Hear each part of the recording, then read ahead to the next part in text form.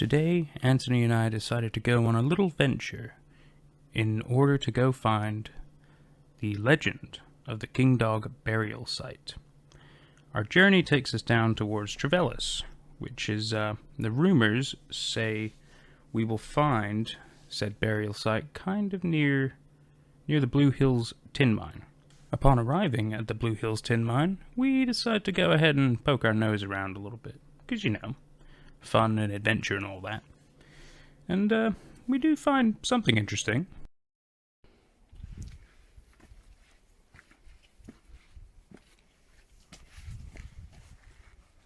Oh, that's right, there is a little fridge over there.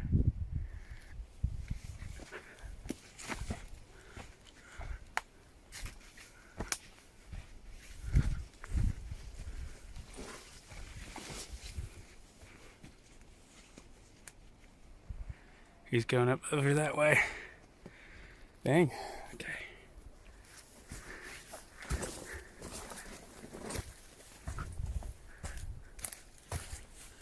I gotta crouch real low. I'm so damn tall. On earth. Ah, let's go this way.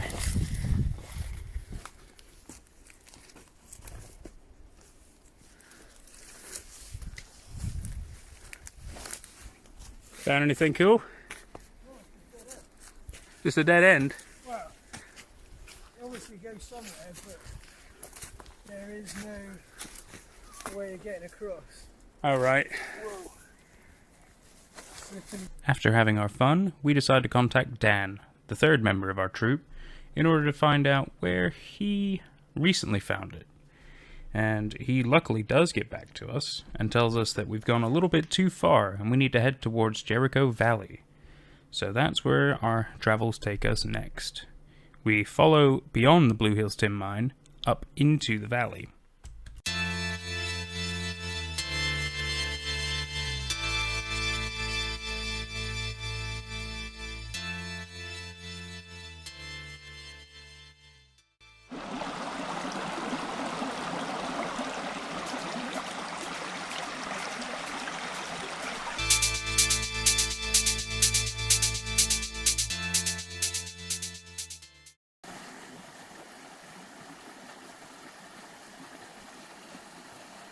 Along the way, Anthony decides to stop us and show a little mine or cave, I believe he said. And, you know, we decided to capture a little bit of footage of that.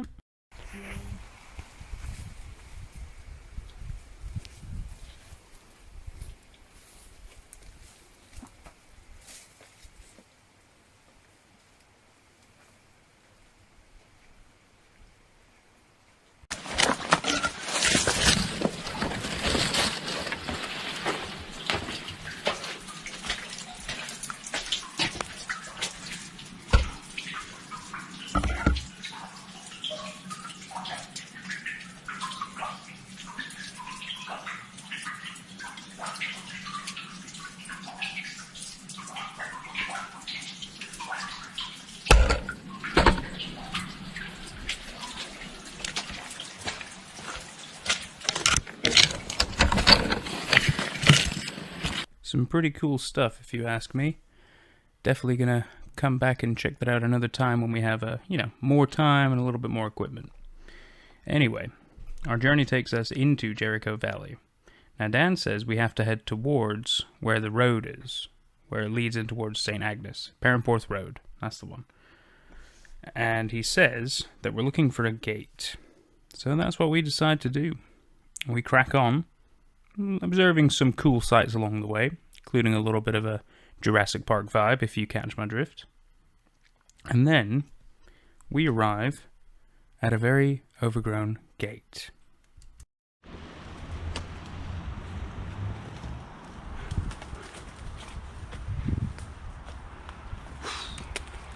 Overgrown is the right word. Oh, he's made it in. Hang on.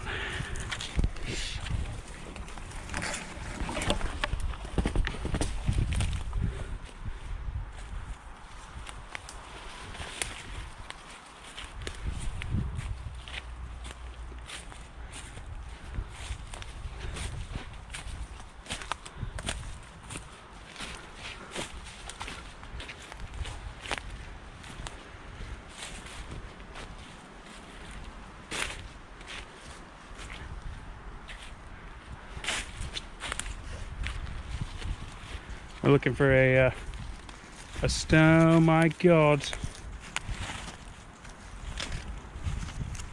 Hang on. Holy crap. Green, just like they said, dude. This is it. This is the supposed king dog burial site. Surrounded by the smooth, weird green stone. Supposedly things besides brambles don't grow in it.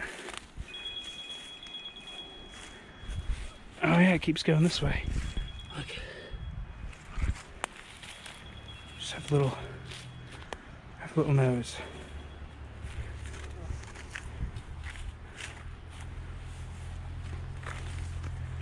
Ah, this one's a bit different. No, there's stone. Oh, I know, There's yeah. stone underneath. Yeah, that's supposed to be. That's the green ring.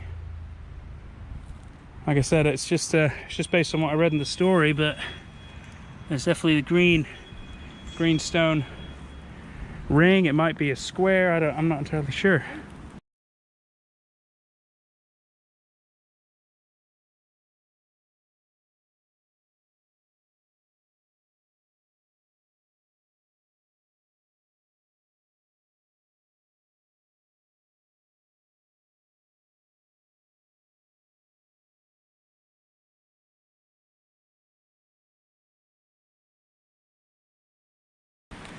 Yeah, dude, there's a different stone there.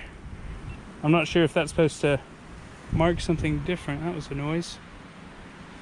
That was just a bit squeaky. Okay. But this is supposedly it. It's quite grown. The green continues there a bit, so I don't know how far it stretches. It's quite, as you can see, quite messy. But I don't think they supposedly marked it with anything. It's just supposed to be surrounded by a weird green stone. I mean, this is no doubt it. Definitely got to be it. I was hoping to find some kind of marking, but I don't think they would have marked it. We'd need shovels. Yeah.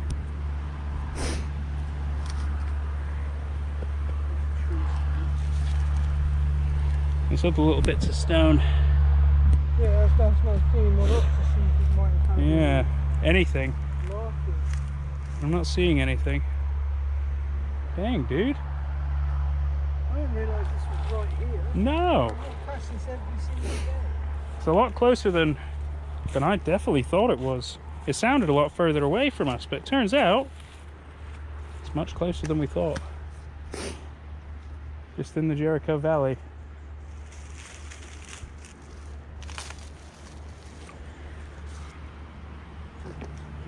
That's crazy. Yeah, that feels like it's metal. I think it's supposed to be some kind of a stone.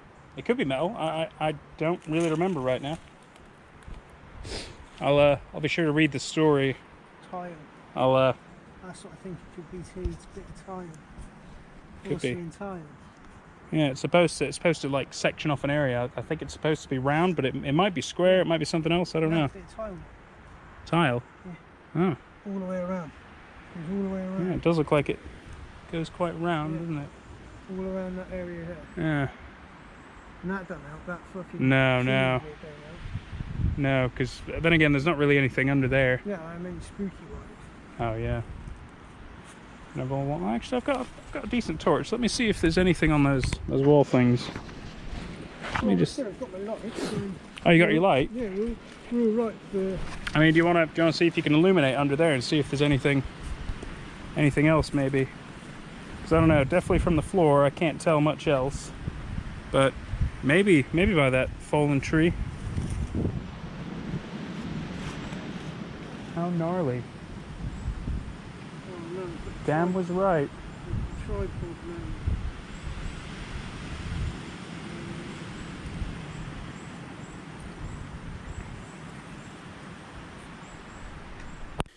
Not much is known about this story. Many locals won't talk about it, and the others won't even know it's there. Those that do believe it to be an animal graveyard. This account is from a home video that is impossible to find, but can be fully read about in a forum post in the description below. It shows a middle-aged man and 3 ladies in flowing gowns who are heavily made up, like with Egyptian eye makeup, leading a procession of a very large square black box, not coffin-shaped, but large enough to fit into it even a big dog. The film is set in Jericho Valley. They lead the procession from a house down into a wooded area about 100 meters away from the house, where the box is placed to a very large and deep hole by a prominent north-facing tree in a grove of trees that form almost a perfect circle. Some people believe that they're pagans. Another version of this story is that the group were actually Essenes, a Jewish sect who meticulously observe the Book of Moses, ritual purity, and the Sabbath. Sadly, I don't have a whole lot more information when it comes to the identity of these people or their records, but they're also said to be perhaps people who lived in the area at the time. Apparently that was a thing that some bohemians and hippies used to do when it came to burying sacred or specific creatures, including their own.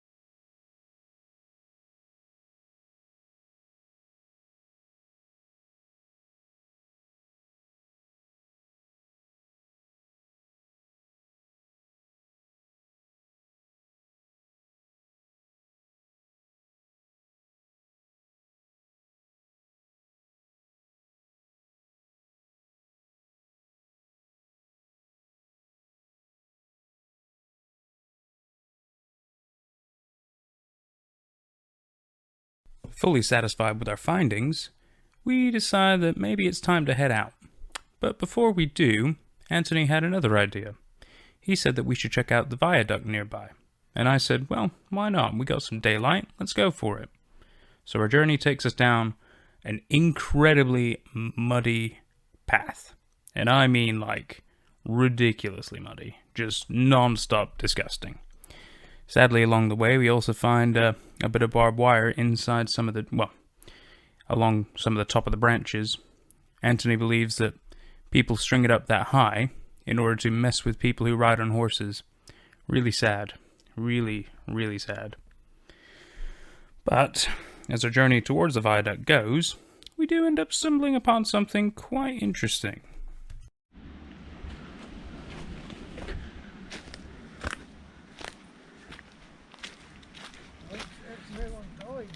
Oh, God, I hope not.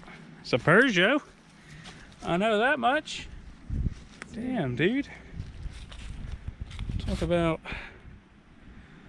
wanting to get a convertible instead. Fucking hey, it's so overgrown. Dude, even like the wheels and stuff.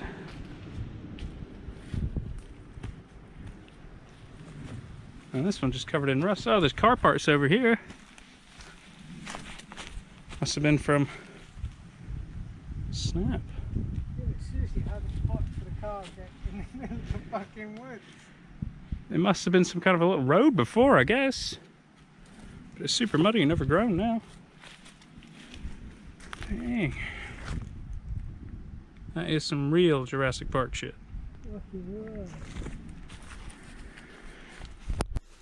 After the recording of the video, a local stopped by with her dog and decided to tell us a little bit more about the car. From her account, she said it was 10 years ago, and probably some bellend who had a bit of a piss up drove down this path. Now, Anthony and I are not quite sure how you'd fit a car down this path, as some parts of it were quite narrow. But nevertheless, we didn't really question the story. And she said that clearly they had a tumble and they left their car. Now, she said that her son raised a crowdfunding? Probably that. He raised a crowdfunding account in order to see if they can get the vehicle moved, scrapped, towed, out of there, anything. Sadly, it didn't really go very well. He was only able to cut apart some of it, and eventually thieves took some of the parts as well, which kind of ruined his hope, and he gave up on the project. Very sad. But very interesting too. So, we crack on towards the viaduct, meeting a couple of little local sheep along the way. Pretty cute, right? Pretty cute. We had to climb a very, a very narrow, very steep, and very overgrown little path in order to get on top of the viaduct. Pretty great sights from up top, though. Very nice. Whew. Sorry, catching my breath. It's exhausting getting up here. Whoa! What's he found? I'm coming, buddy. What have you found? Oh, fuck. There. Is that a gate? Yeah. And a cup. And a cup?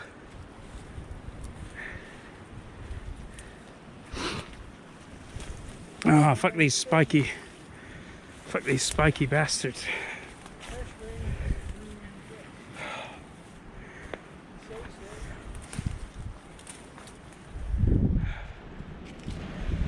Oh.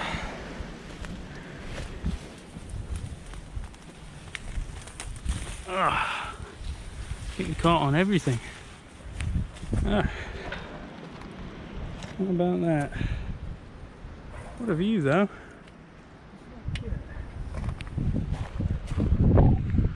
That's the rest of the viaduct. You can see he's blocked off.